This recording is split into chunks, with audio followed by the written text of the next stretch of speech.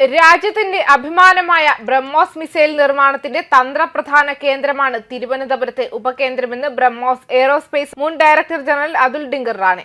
മിസൈലിന്റെ airborne ലോഞ്ചറുകൾ ഉൾപ്പെടെ നിർമ്മിക്കുന്നതും മിസൈൽ ഇന്റഗ്രേഷൻ യൂണിറ്റും തിരുവനന്തപുരത്താണ്. കൂടാതെ അടുത്ത ഘട്ടത്തിൽ വിഭാവനം ചെയ്യുന്ന വലിപ്പം കുറഞ്ഞ ബ്രഹ്മോസ് മിസൈലുകളുടെ നിർമ്മാണത്തിന്റെ പ്രധാന കേന്ദ്രമാകേണ്ടതും ഇവിടെയാണ്. ഇത്രയും പ്രധാനപ്പെട്ട ഗവേഷണ സ്ഥാപനം മാതൃസ്ഥാപനമായ ബ്രഹ്മോസ് എയ്റോസ്പേസ് പ്രൈവറ്റ് ലിമിറ്റഡിൽ നിന്നും വേർപെടുത്താനുള്ള നീക്കം ഗുണകരമല്ലെന്നും അതുൽ റാണെ പറഞ്ഞു. തിരുവനന്തപുരം ലൊയോള സ്കൂളിലെ പൂർവ്വ വിദ്യാർത്ഥിയായ അതുൽ റാണെ ലൊയോള പൂർവ്വ വിദ്യാർത്ഥി കൂട്ടായ്മ നൽകുന്ന ഗ്ലോബൽ ലീഡർഷിപ്പ് പുരസ്കാരം ഏറ്റുവാങ്ങാനാണ് തിരുവനന്തപുരത്തെത്തിയത്. ഓപ്പറേഷൻ സിന്ദൂറിന് ശേഷം ബ്രഹ്മോസ് മിസൈലിന് അന്താരാഷ്ട്ര തലത്തിൽ കൂടുതൽ പ്രാധാന്യം കൈവന്നിട്ടുണ്ട്. മിസൈലിന്റെ പുറം ചട്ടയായ കണ്ടെയ്നർ യൂണിറ്റിന്റെ രൂപകൽപ്പനയും നിർമ്മാണവും ഇവിടെയാണ്.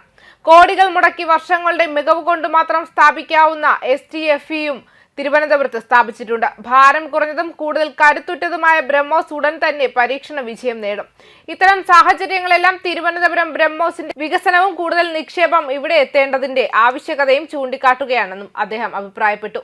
ഇൻഡോ റഷ്യൻ സംയുക്ത സംരംഭമായ ബ്രഹ്മോസ് എയ്റോസ്പേസ് പ്രൈവറ്റ് ലിമിറ്റഡിന്റെ ഉപകേന്ദ്രമായ തിരുവനന്തപുരം ബ്രഹ്മോസിനെ മാതൃസ്ഥാപനത്തിൽ നിന്നും വേർപെടുത്താൻ കഴിഞ്ഞ ജൂലൈയിലാണ് കേന്ദ്ര പ്രതിരോധ മന്ത്രാലയം തീരുമാനിച്ചത്. 2007-ൽ AK ആന്റണി പ്രതിരോധ മന്ത്രിയായിരുന്നപ്പോഴാണ് സംസ്ഥാന സർക്കാർ സ്ഥാപനമായ കെൽടെക്കിന്റെ 1 രൂപ നൽകി പ്രതിരോധ മന്ത്രാലയം ഏറ്റെടുത്ത് BAPLന് നൽകിയത്. പല ഘട്ടങ്ങളിലായി 300 കോടിയോളം രൂപ കേന്ദ്രം ഇവിടെ നിക്ഷേപിച്ചിട്ടുണ്ട്. ബ്രഹ്മോസിന് പുറമെ ISRO, ബാർക്ക്, GTRE, കൽപ്പാക്കം ആണവ കേന്ദ്രം തുടങ്ങിയ സ്ഥാപനങ്ങൾക്കായും യന്ത്രങ്ങളും യന്ത്രഘടകങ്ങളും ഇവിടെ നിർമ്മിക്കുന്നുണ്ട്. തുമ്പയിൽ ISRO ബഹിരാകാശ ഗവേഷണ കേന്ദ്രം സ്ഥാപിച്ചപ്പോൾ വിക്രം സാരാഭായിക്കൊപ്പം പ്രവർത്തിച്ചിരുന്ന മഹാരാഷ്ട്ര സ്വദേശിയായ ഡോക്ടർ റാണയുടെ മകനാണ് അതുൽ റാണെ. സ്കൂൾ കോളേജ് പഠനം തിരുവനന്തപുരത്ത് പൂർത്തിയാക്കിയ ശേഷം ചെന്നൈയിൽ എഞ്ചിനീയറിംഗ് പഠനം കഴിഞ്ഞാണ് അദ്ദേഹം DRDOയിൽ ശാസ്ത്രജ്ഞനായത്. മാത്രമല്ല, ഓപ്പറേഷൻ സിന്ദൂർ ബ്രഹ്മോസ് മിസൈലിന്റെ ശക്തി പ്രകടമാക്കുകയും അതിന്റെ ഉൽപാദനത്തിനുള്ള ആവശ്യം വർദ്ധിച്ചുകൊണ്ടിരിക്കുകയും ചെയ്തിട്ടും ബ്രഹ്മോസ് മാനേജ്മെന്റ് തിരുവനന്തപുരം യൂണിറ്റിനോട് കടുത്ത അവഗണന കാണിച്ചുവെന്ന് യൂണിയനുകൾ ആരോപിക്കുന്നുണ്ട്. കഴിഞ്ഞ 11 വർഷമായി BATL ലാഭത്തിലാണ് പ്രവർത്തിച്ചതെന്നും 2024-25-ൽ 24 കോടി ലാഭം നേടിയതാണെന്നും അവർ ശ്രദ്ധിക്കുന്നു.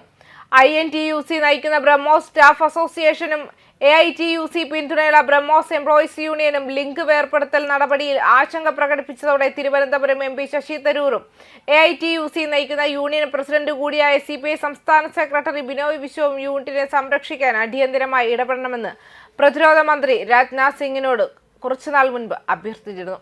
അതേസമയം സമീപ വർഷങ്ങളിൽ ഇന്ത്യ ആയുധങ്ങൾ ഇറക്കുമതി ചെയ്യുന്നതിൽ നിന്നും അവ കയറ്റുമതി ചെയ്യുന്നതിലേക്ക് മാറിയിട്ടുണ്ട്. മിസൈൽ, റോക്കറ്റ് സംവിധാനങ്ങളാണ് ഇക്കാര്യത്തിൽ മുന്നിൽ നിൽക്കുന്നത്. പ്രതിരോധ മന്ത്രാലയത്തിന്റെ ലഘുരേഖ പ്രകാരം 2023-24 സാമ്പത്തിക വർഷത്തിൽ പ്രതിരോധ കയറ്റുമതി 21,083 കോടി രൂപയായി ഉയർന്നു. ഇത് മുൻവർഷത്തേക്കാൾ 32.5% വർധനവാണ്. ഇന്ത്യ ഇപ്പോൾ 85-ലധികം രാജ്യങ്ങളിലേക്ക് കയറ്റുമതി ചെയ്യുന്നു. ഇന്ത്യൻ മിസൈലുകളിലും റോക്കറ്റ് സംവിധാനങ്ങളിലുമുള്ള താൽപര്യം അതിവേഗം വികസിച്ചുകൊണ്ടിരിക്കുന്നു.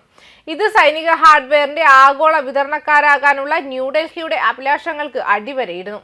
ഇന്ത്യ റഷ്യ സംയുക്ത ബ്രഹ്മോസ് സൂപ്പർസോണിക് ക്രൂയിസ് മിസൈലാണ് ആവശ്യക്കാരുടെ പട്ടികയിൽ മുന്നിൽ.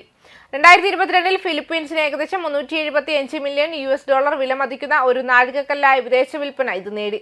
ഈ സംവിധാനത്തിനായുള്ള ഇത്തരത്തിലുള്ള ആദ്യത്തെ കയറ്റുമതി കൂടിയാണിത്. വിയറ്റ്നാമിന് ബ്രഹ്മോസ് മിസൈലുകൾ വിതരണം ചെയ്യുന്നതിനുള്ള $700 മില്യൺ കരാറും ഇന്ത്യ അന്തിമമാക്കാൻ അടുത്തുവരികയായിരുന്നു.